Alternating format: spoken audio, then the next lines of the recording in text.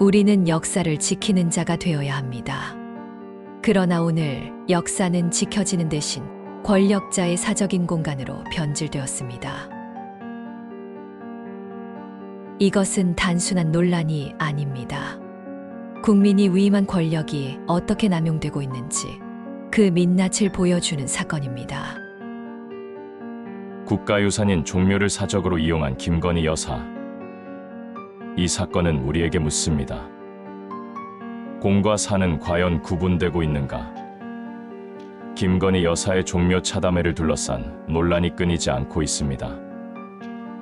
역사적, 문화적 가치가 깊은 국가유산을 개인적인 용도로 사용했다는 비판이 거세지고 있습니다. 논란은 김건희 여사가 일반인 관람이 허용되지 않는 휴관일에 종묘를 방문해 차담회를 가졌다는 사실이 알려지면서 시작됐습니다.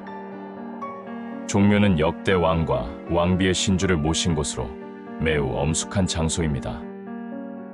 종묘는 1395년 태조 4년에 세워졌습니다. 태조 이성계가 조선을 건국한 직후 수도 한양의 경복궁과 함께 가장 먼저 건립한 국가사당입니다. 종묘에는 조선 역대 왕과 왕비 49위의 신주가 모셔져 있습니다. 종묘는 크게 정전과 영령전으로 나뉘어 모셔집니다. 정전은 조선의 역대 왕들 중 가장 공덕이 뛰어난 왕 19위와 그들의 왕비 30위의 신주가 모셔져 있습니다. 태조 이성계부터 시작하여 세종대왕, 세조, 숙종, 영조, 정조 등 조선의 주요 왕들이 이곳에 모셔져 있습니다. 영령전, 영원히 평안하라는 뜻을 지닌 영령전은 정전에 모신 왕들의 신주를 옮겨 모신 곳입니다. 정전의 신실이 부족해질 경우 정전에 모시기에 조금 부족한 왕들이나 추존된 왕들의 신주를 이곳에 옮겨 모셨습니다. 정전보다 규모가 작으며 태조의 4대조를 포함하여 16위의 왕과 그들의 왕비 18위가 모셔져 있습니다.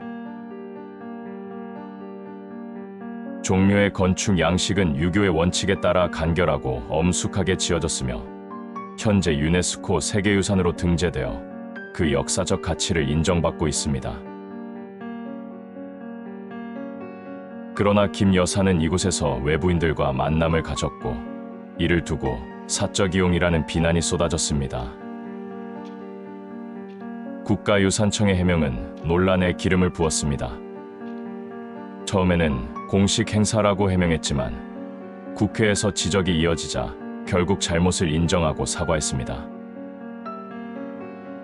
국가유산청장은 국민의 눈높이에 맞지 않는 사적 사용이 맞다고 시인하고 앞으로는 공공시설의 사적 사용을 막기 위해 관련 규정을 엄격하게 정비하겠다고 밝혔습니다. 이 사건은 단지 김건희 여사 개인의 문제가 아닙니다. 권력자의 공적 영역과 사적 영역의 구분이 얼마나 중요한지 보여주는 사례입니다. 국민이 부여한 권력과 공공자산은 사적인 이익이나 편의를 위해 사용되어서는 절대 안 됩니다. 이것은 법적 처벌 대상이 아닐 수 있지만 그보다 더 중요한 국민적 신뢰를 훼손한 사건입니다. 국민을 위한 정치, 투명한 국정은 저절로 얻어지는 것이 아닙니다. 우리가 깨어있는 눈으로 감시하고 진실을 요구할 때 비로소 가능합니다. 김건희 여사의 종묘 차담회 논란은 국민적 공분을 사면서 국가유산 관리 규정의 허점을 드러냈습니다.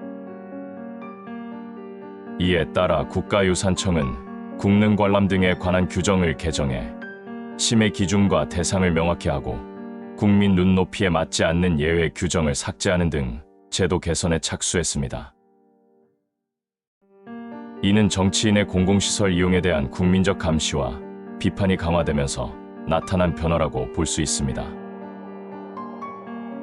국가유산청의 사과와 규정 개정은 해당 사안이 단순한 해프닝이 아니라 공직자의 공적-사적 구분에 대한 엄격한 기준을 요구하는 국민 여론을 반영한 결과입니다. 이 영상을 통해 저희가 전하고자 하는 것은 단순한 비판이 아니라 국민의 알 권리입니다.